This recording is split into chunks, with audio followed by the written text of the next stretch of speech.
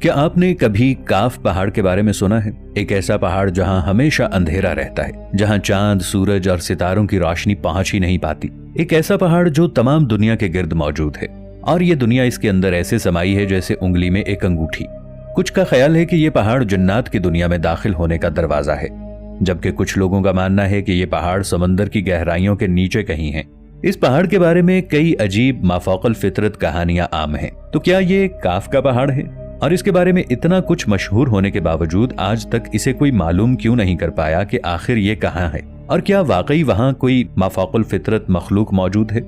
13ویں صدی کے عظیم صوفی شاعر جلال الدین محمد رومی ایک جگہ لکھتے ہیں کہ حضرت ذوالقرنین آب حیات کی تلاش میں کاف پہاڑ کی طرف چلے گئے، اس امید سے کہ آب حیات کاف پہاڑ کی چوٹی پر کہیں موجود ہے۔ اور جب حضرت ذوالقرنین وہاں پہنچے تو وہاں انہوں نے اسرافیل علیہ السلام کو دیکھا، جو قیامت کا سور پھونکنے کو بالکل تیار کھڑے تھے۔ اب اس بات کی حقیقت کیا ہے یہ تو ہم نہیں جانتے، لیکن مولانا جلال الدین رومی کے ان الفاظ کے پیچھے کوئی مقصد ضرور چھپا ہوگا۔ شاید اس بات کا تعلق کسی خاص چیز یا کسی خاص واقعے کی طرف اشارہ ہو۔ اس بات کو مزید سمجھنے کے لیے ہمیں کاف پہاڑ کے بارے میں سمجھنا ہوگا۔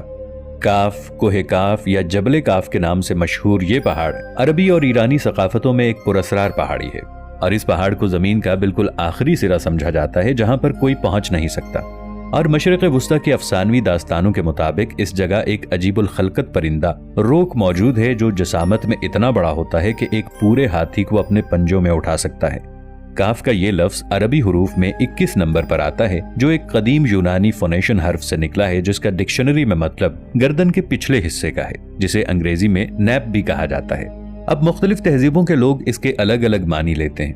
مثال کے طور پر جاپان میں جس کی گردن واضح نظر آئے تو وہ اسے ایک قابل انسان کی نظر سے دیکھتے ہیں۔ افریقی لوگ نیپ کو نوکروں کے لیے استعمال کرتے ہیں، جبکہ مصری لوگ کسی کو شرمندہ کرنے کے لیے اس کی گردن یعنی نیپ پر تھپڑ مارتے ہیں۔ اب مختلف ثقافتیں اور مختلف مطلب، لیکن کوئی بھی آج تک یہ معلوم نہیں کر سکا کہ آخر اس پہاڑ کو کاف پہاڑ ہی کیوں کہتے ہیں۔ لوگوں کا یہ ماننا ہے کہ یہ لفظ کاف کسی چیز کے سینٹر کو ظاہر کرتا ہے، اور یہ لفظ اتنا مقدس ہے کہ قرآن کی ایک پوری سورہ کا نام سورہ قاف ہے۔ اس سورہ میں اللہ کی وحدانیت اور موت اور زندگی کا نظریہ پیش کیا گیا ہے۔ چین کے لوگوں کا ماننا ہے کہ دنیا میں موجود تمام پہاڑ ایک بڑے پہاڑ کی شاخیں ہیں، اور وہ بڑا پہاڑ یہی کاف پہاڑ ہے۔ مولانا جلال الدین رومی کی وہ تحریر جس میں انہوں نے حضرت ذوالقرنین کا کاف پہاڑی پر جانے کا ذکر کیا تھا، اس کے بارے میں پاکستان کے شہر بہاولپور کے ایک علاقے سے تعلق رکھنے والے ایک اور صوفی مخدوم جہانین جہاں گشت نے اپنے ایک سفر نامے میں لکھا تھا کہ حضرت ذوالقرنین نے نہ صرف حضرت جبرائیل علیہ السلام کو کاف کی پہاڑی پر دیکھا، بلکہ انہوں نے یاجوج ماجوج کو بھی اسی پہاڑی پر قید کیا تھا۔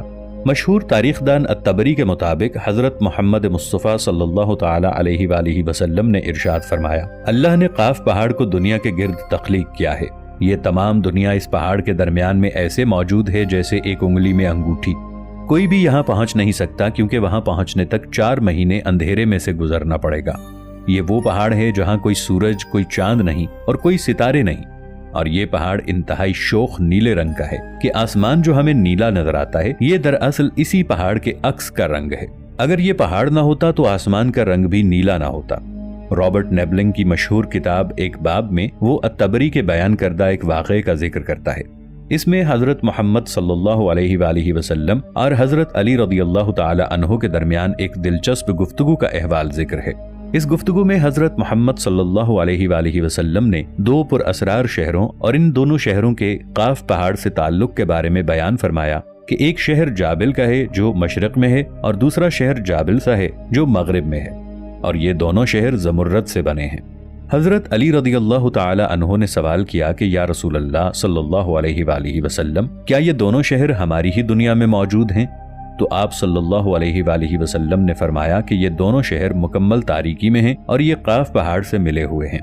آپ صلی اللہ علیہ وآلہ وسلم نے فرمایا کہ ہر شہر کی نگرانی کے لیے ایک قلعہ موجود ہے، اور اس قلعے میں 1000 آدمی وہاں کی نگرانی کرتے ہیں۔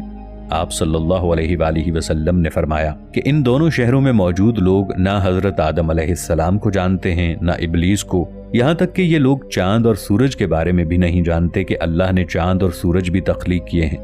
جو روشنی ان تک پہنچتی ہے وہ قاف پہاڑ کی روشنی ہے، اور وہاں موجود لوگ جڑی بوٹیاں کھاتے ہیں اور ان کے بدن پر کوئی کپڑا نہیں ہوتا۔ حضرت علی رضی اللہ تعالی عنہ نے پوچھا کہ یا رسول اللہ صلی اللہ علیہ وآلہ وسلم، तो क्या वो लोग फरिश्ते हैं? तो आप सल्लल्लाहु अलैहि वसल्लम ने फरमाया कि नहीं, वो फरिश्ते नहीं, लेकिन अल्लाह से उनकी फरमाबरदारी बिल्कुल फरिश्तों की तरह ही है। इन शहरों में सब मर्द हैं और वहां कोई औरत या बच्चा नहीं है। फिर आप सल्लल्लाहु अलैहि वसल्लम ने फरमाया कि मेराज की रात उनकी मुलाकात उन शहरों के लोगों से हुई थी और उन्होंने आप सल्लल्लाहु अलैहि वसल्लम की दावत को कबूल किया और मुसलमान हो गए। आप सल्लल्लाहु अलैहि वसल्लम ने फरमाया कि वहां तक पहुंचना इंतहाई मुश्किल है, क्योंकि वहां पहुंचने तक किसी को 4 महीने मुसलसल अंधेरे में चलना पड़ेगा। लेकिन कौम आद से 3 लोग जो हजरत हूद अलैहिस्सलाम पर ईमान ले आए थे वहां तक पहुंच गए थे, और फिर हजरत ज़ुल्क़रनैन अलैहिस्सलाम ने भी वहां पहुंचने की कोशिश की, लेकिन वो आधे रास्ते से ही वापस लौट गए थे। इस पहाड़ के बारे में कई लोग मुख्तलिफ आरा पेश करते हैं। कुछ का मानना है कि ये पहाड़ अंटार्कटिका के उन इलाकों में मौजूद हैं जहां हर वक्त अंधेरा छाया रहता है, जबकि कुछ लोग इसे हजारों साल पहले एक गुमशुदा शहर एटलांटिस समझते हैं। जबकि कुछ लोगों का मानना है कि काफ पहाड़ में जिन्नात की बादशाहत है, जिसका जिक्र 10वीं सदी में गुजरे मशहूर इस्लामी तंजीम अखवानुस सफा की तहरीरों में भी मिलता है कि हजरत मोहम्मद सल्लल्लाहु अलैहि वसल्लम काफ पहाड़ की तरफ मेराज की रात सफर पर गए और वहां मौजूद जिन्नों को इस्लाम की दावत दी, जिन्होंने उनकी दावत को कबूल किया और इस्लाम में दाखिल हुए।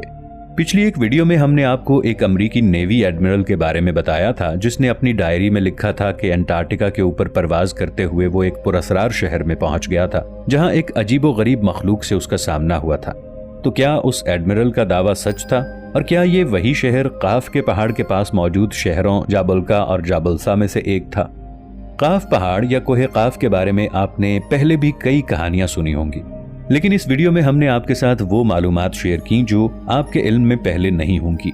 अब ये पहाड़ कहाँ मौजूद हैं और वहाँ कौन रहता है, इसका इल्म तो सिर्फ अल्लाह की जात को है। दोस्तों, वीडियो अच्छी लगने की सूरत में इसे लाइक और शेयर जरूर कीजिएगा, चैनल को सब्सक्राइब भी कर लीजिएगा। मिलेंगे एक नई वीडियो के साथ, तब तक के लिए अल्लाह निगहबान।